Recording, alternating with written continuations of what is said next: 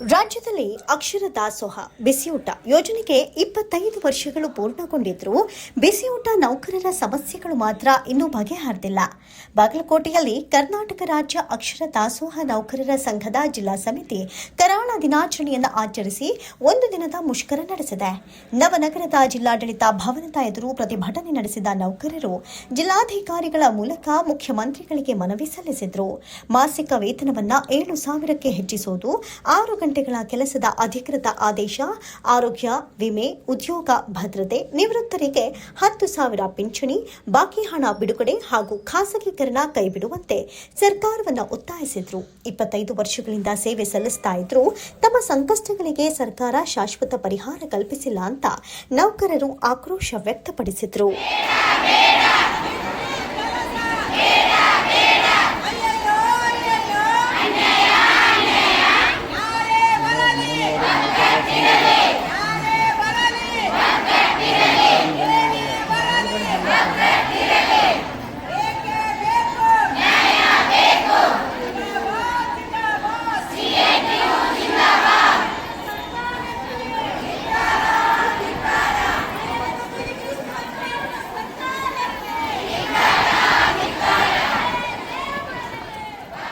ಯುನಸ್ ಪಠಾಣ್ ಅವರ ಸಾರಥ್ಯದ 7 ಟಿವಿ ಕರ್ನಾಟಕ, ಇದು ಜನಪರ ಧ್ವನಿ.